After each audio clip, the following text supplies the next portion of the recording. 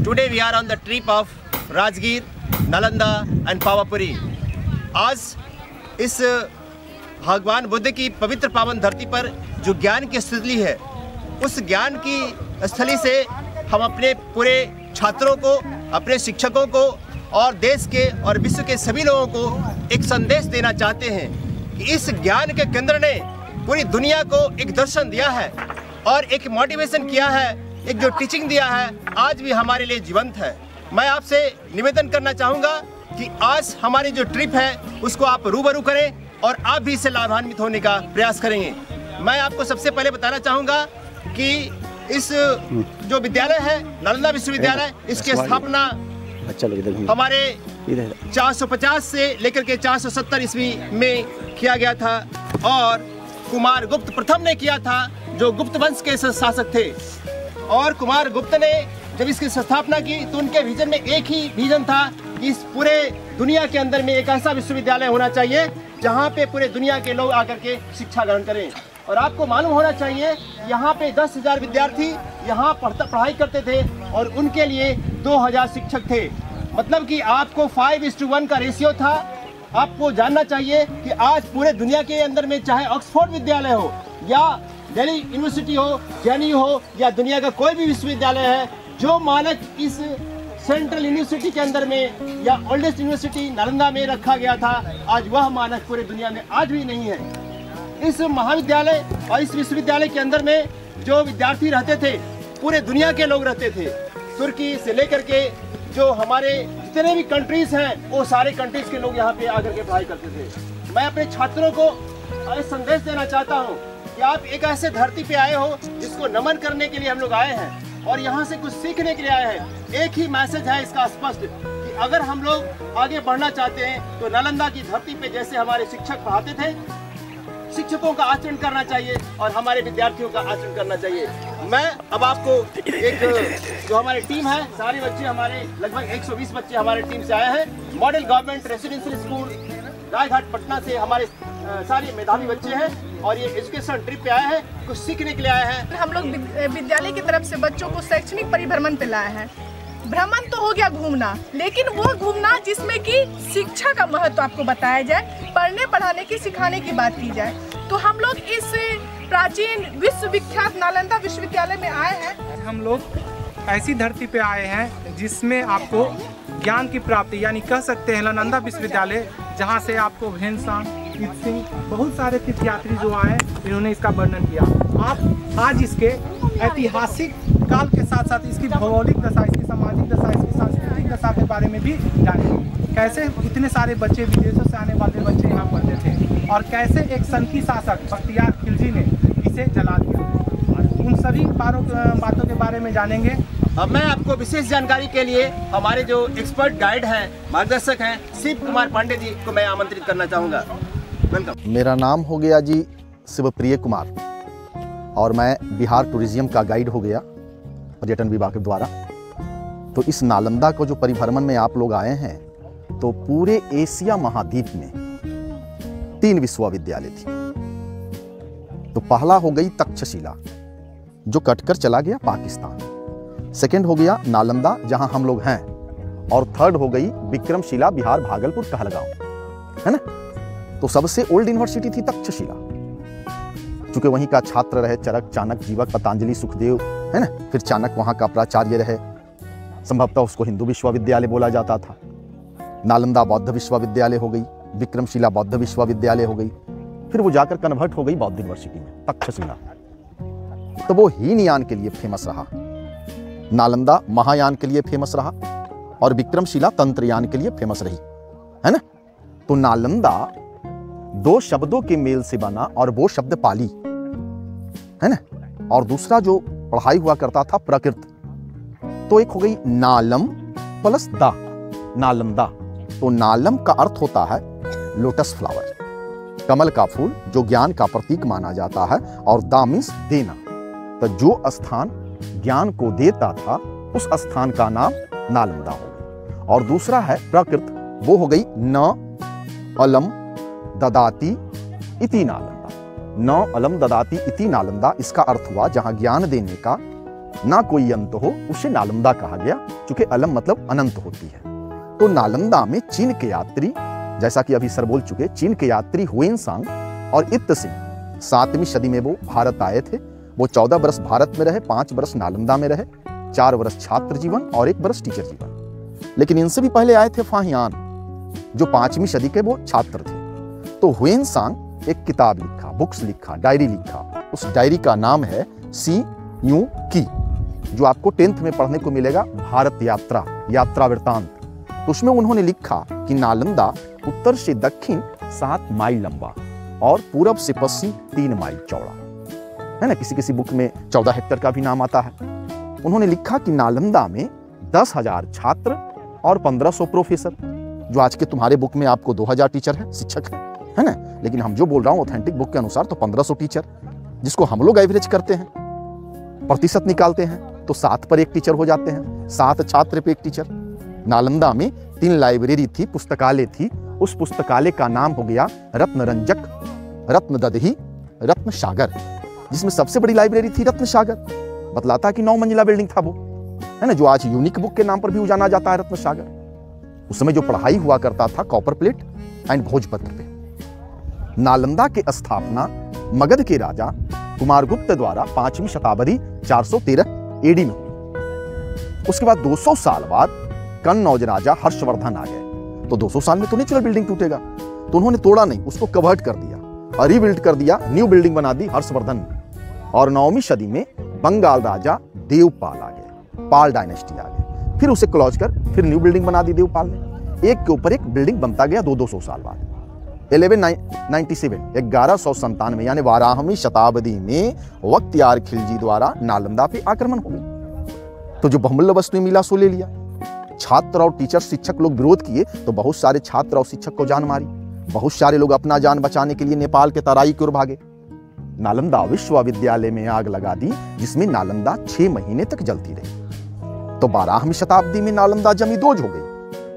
किस तरह से जमींदोज हो गई? तो वो जो ग्रास दिखाई दे रही है, उधर घुमा दीजिए सर, वो जो टीला जैसा दिखाई दे रही है, उसे सारा दब गई। और जब भारत पे अंग्रेजी हुकूमत आई तो लगभग 200 बरस अंग्रेजी हुकूमत रही। तो अंग्रेजी हुकूमत के आर्कोलॉजिस्ट थे कनिंघम साहब, है ना। तो जो हुएनसांग बुक लिखा था उसी के माध्यम से नालंदा का खोज किया अलेक्जेंडर लॉर्ड कनिंघम 1868 में। 1868 में इसका खोज हुई, है ना। और इसका जो खुदाई हुई 1915 से 1937 तक निरंतर 22 वर्षों तक 1 किलोमीटर बाई 1 किलोमीटर का खुदाई हुई, है ना। मैं जिस हिसाब से बोल रहा हूं तो उसके अनुसार 10% का खुदाई हुई, 10% का खुदाई हुई, है ना। तो 11 मोनास्ट्री मिली और 5 टेम्पल मिला 1 बाई 1 किलो खुदाई में, है ना।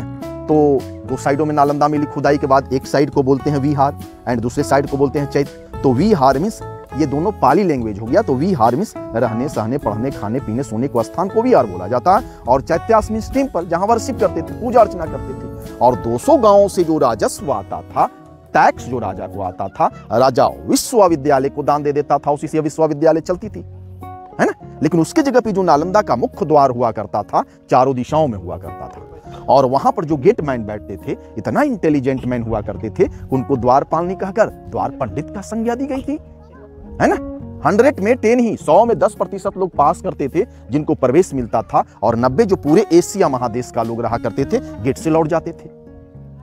उस द्वार पंडित के द्वारा जो एग्जाम ली जाती थी, उस एग्जाम का नाम एंट्रेंस एग्जाम यानी प्रारंभिक परीक्षा। संभवतः प्रारंभिक परीक्षा भी नालंदा का देन, जिसका आज हम लोग सदुपयोग कर रहे हैं, है ना। आगे चल करके पढ़ने को मिलेगा कि यहाँ का जो स्टूडेंट्स टीचर्स रहे, जिनका नाम हो गया अतिश दीपंकर, गुरुपद्म संभवा, नागार्जुना, आर्यदेव, वसुबंधु, धर्मकीर्ति, धर्मपाल, श्री विष्णु, शाक्या पंडिता, राहुल श्रीभद्र, पंडित तहसीलभद्र, शांति देवा, शांति रक्षा, है ना। ये सब आर्यभट्ट, ये सबका नाम आता है। अब रह गई कि नालंदा यहाँ बना क्यों? तो जब बुद्ध ने 29 के एज में अपने घर को छोड़ा था इनलाइटमेंट के लिए, ज्ञान की प्राप्ति के लिए, तो जब वो भटक रहे थे तो इस स्थान पे वो आए थे। उस समय इस जगह का नाम था अम्रवन, चूंकि मैंगो गार्डन थी। अम्रपावारिक वन, नालक, इतने नामों से जाना जाता था। यहाँ के बाद चले गए वेणुवन, राजगीर, फिर चले गए मध्य प्रदेश बोधगया। और बोधगया में इनलाइटमेंट मिली, ज्ञान की प्राप्ति हुई।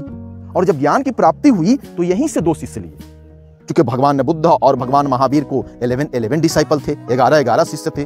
2 नालंदा के थे, एक का नाम था सारीपुत्र और दूसरे का नाम था महामोगलायन। तो महामोगलायन बौद्ध धर्म प्रचार प्रसार करने के क्रम में डेथ कर गए मध्य प्रदेश में। तो वहीं पे उनका ऐश को रखकर स्तूप बना दी गई, जिसको हम लोग सांची स्तूप बोलते हैं। आर्कोलॉजी सर्वे ऑफ इंडिया बोलती है कि वो एशिया का वो बिग स्तूपा, समझी गई ना। और सारीपुत्र का जन्म नालंदा के नालक ग्राम में हुई। जिस कमरे में जन्म हुई उसी कमरे में मृत्यु हुई। जिस डे वर्थ उसी डे डेथ, समझी। तब से ये बौद्ध पवित्र स्थल के रूप में लोग जानने लगा। तो हुआ यूं, भगवान बुद्ध ने पूछा था सारीपुत्र से कि सारीपुत्र अपने शरीर को त्यागना कहां पसंद करोगे? तो सारीपुत्र ने बोला था कि मैं अपने घर पे त्यागना पसंद करूंगा, क्योंकि भगवान बुद्ध से उम्र में बड़े थे, शिष्य थे लेकिन उम्र में बड़े थे, इच्छा मृत्यु थी। तो जब बौद्ध धर्म प्रचार प्रसार करते हुए आ रहे थे तो अपनी मां को दीक्षा देने के लिए उसी कमरे में गए जिस कमरे में जन्म हुई, है ना। अपनी मां को दीक्षा देने को उपरांत उसी कमरे में अपने शरीर को त्यागा। तब से ये बौद्ध पवित्र स्थल के रूप में लोग जानने लगे। तो सारीपुत्र को ऐश को रखकर, मेरी बातों को देखो जी, सारीपुत्र को अस्थि को रखकर जो फर्स्ट स्तूप, पहला जो स्तूप बनाया वो लोकल लोग ने बनाया। सेकंड में जो बनाया बौद्ध भिक्षु लोग ने बनाया। थर्ड में भी बौद्ध भिक्षु लोग ने बनाया। और फोर्थ में सम्राट अशोक आ गए। कब आ गए? यानी 3 BC में, यानी आज से 2300 साल पहले अशोका आए और उन्होंने स्तूपे पे स्तूपा बनाकर एक विहार का निर्माण कर दिया, बौद्ध विहार का निर्माण किया। उसमें मात्र केवल बौद्ध भिक्षु लोग रहने लगे और वो 2 काम, एक काम पठन पाठन, दूसरा बौद्ध धर्म प्रचार प्रसार। बुद्ध के 1000 साल बाद ये मगध हो गई। क्या हो गई? 16 महाजनपद पढ़ने को मिलेगा, यम पढ़ी होगी, जिसमें सबसे समृद्धशाली जनपद मगध थी। और जब मगध प्रशासन कुमार गुप्त को आया तो उन्होंने देखा तो बौद्ध विहार है, तो इसको कन्वर्ट कर दिया महाविहार में, यानी यूनिवर्सिटी का दर्जा दे दी। तो 10/5 में चला गया, है ना। यानी बिफोर क्राइस्ट में बौद्ध विहार, एडी में संभवतः यूनिवर्सिटी हो गई, समझी गई ना। तो ये जो हम लोग ऊंचा ऊंचा जो टावर जैसा जो दिखाई दे रही है, ये माना जाता है सारीपुत्र स्तूप, समझी गई ना। ये 7 चरणों में बना। 4 का तो मैंने 4 का मैंने जिक्र कर चुका, एक लोकल, 2 मॉन्क, सम्राट अशोक, तो ये धरती के नीचे हो गई, समझी गई ना। और थोड़ा सा उधर शकल को घुमाना तो वो जो सीढ़ी दिखाई दे रही है, ये जो फर्स्ट सीढ़ी दिखाई दे रही है, वहां तक कुमारगुप्त, वही जो सेकंड में जो वृक्ष दिखाई दे रही है वहां तक हर्षवर्धन, टॉप में देवपाल, समझी गई ना। और जिस तरह से हम लोग ठाकुरबाड़ी, मंदिर, मस्जिद, गुरुद्वारा में मन्नतें मानते हैं, उसी तरह जो बौद्धिस्ट लोग सारीपुत्र के समीप जो मन्नतें मानते थे, मन्नतें पूरी होती थी। ये सब छोटी छोटी सी मनौती स्तूप देख रही हो, समझी गई ना। वर्ल्ड का सर्वप्रथम रेसिडेंशियल यूनिवर्सिटी थी नालंदा, वर्ल्ड का सबसे फेमस यूनिवर्सिटी थी नालंदा, वर्ल्ड का सबसे बिग यूनिवर्सिटी थी नालंदा। तो जब 10,000 छात्र, 1500 प्रोफेसर रहा करते थे, तो जब टीचर्स लोग का मृत्यु होती थी तो सारीपुत्र के समीप में ही उनका अस्थि को रख करके छोटी छोटी सी स्तूप बना दी जाती थी। तो आज की भी डेट में Sri Lanka, Japan, Thailand, Korea, Vietnam, Nepal, Bhutan, चीन, तिब्बत, Mongolia, Cambodia, Indonesia, Malaysia, Singapore, Burma, सारे लोग ये सब ग्रास पर जिसपे तुम बैठी हुई हो या ये सब ग्रासों पर बैठ करके सारीपुत्र को वर्शिप करता है। क्यों करता है सारीपुत्र को वर्शिप? तो वो इसलिए कि इनको बौद्ध धर्म में सारीपुत्र को धम्म सेनापति, रिलीजन मिनिस्टर, समझ में आ रही है ना बात। सारतत्व मेरा कहने का अभिप्राय ये हुआ कि अगर ये सारीपुत्र स्तूप ना होती तो ना ये विहार होता, ना यूनिवर्सिटी होती। दूटो सारीपुत्र के वजह से ही अशोका ने बौद्ध विहार का निर्माण किया। उसके बाद एडी आई तो इसको महाविहार बना दी गई, समझ में आ रही है बात ना। तो ये मेन टेम्पल सारीपुत्र स्तूपा हो गई। अब हम लोग चल करके थोड़ा मोनास्ट्री को देखेंगे कि कैसे लोग रहते थे, पढ़ते थे, खाते थे, पीते थे, सोते थे, तो उसको हम लोग चल करके देखेंगे। ये तो मेन टेम्पल हो गई, है ना जी। धन्यवाद सर। इस तरह से हमने देखा कि नालंदा महाविहार की धरती पे आकर के हमारे सारी छात्राओं ने आज जो विशेष टीचिंग लिया है, उसके लिए मैं अपने गाइड शिवप्रिय कुमार पांडे जी को बहुत बहुत धन्यवाद देता हूं। इनकी क्लैपिंग करें।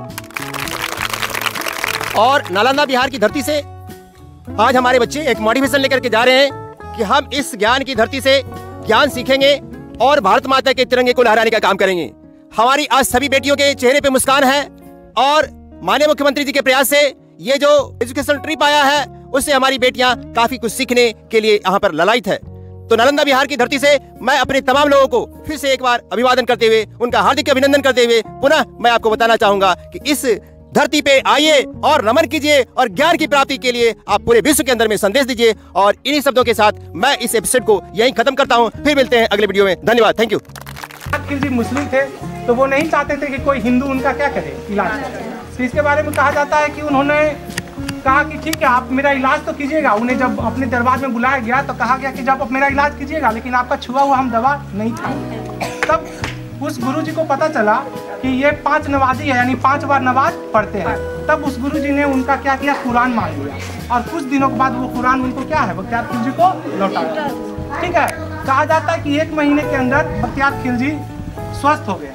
लेकिन जब बख्तियार खिलजी स्वस्थ होते हैं तो उनके मन में एक ही प्रश्न आता है कि आखिर मैं स्वस्थ कैसे हो गया, उन्होंने तो कोई दवा भी नहीं खिलाया। तब कहा जाता है कि उन्होंने उस गुरु जी को फिर बुलाया और पूछा कि आप सच सच बताइए कि आपने कौन सी दवा दी। तब उन्होंने बताया कि आपने जो कुरान दी उसी में मैंने दवा का लेपन कर दिया। और अमूमन देखा जाता है कि जब कोई आदमी पढ़ता है तो ऐसे थूक लगा के कैसे करा जाता है, तो ऐसे ही कारण कहा जाता है कि उनके थूक से उनका दवा का लेपन जो तो क्या था मुंह में चला गया और कहा जाता है कि बख्तियार खिलजी धीरे धीरे ठीक हो गए। तो वो उन्होंने बख्तियार खिलजी ने देखा कि जब एक आदमी इतना ज्ञानी इस तरह से इलाज कर सकता है तो पूरा नालंदा विश्वविद्यालय कैसा होगा। तब कहा जाता है कि उन्होंने नालंदा विश्वविद्यालय का भ्रमण किया और इसकी ज्ञान का भंडार ये सारा कुछ देखकर महीने तक लाइब्रेरी चलती रही। सोचिए कितना हमारे पास ज्ञान का भंडार था। तो यहाँ से अगर आप लोग जाते हैं तो सिर्फ ये नहीं कि हम लोग घूम के गए हैं, आप लोग सभी ऐतिहासिक जानकारी, भौगोलिक जानकारी ले के जाइए कि सोचिए जब हमारे पूर्वज इतने अच्छे थे तो हम लोग भी कुछ अच्छे करके और अच्छा बन सकते हैं। थैंक यू, धन्यवाद।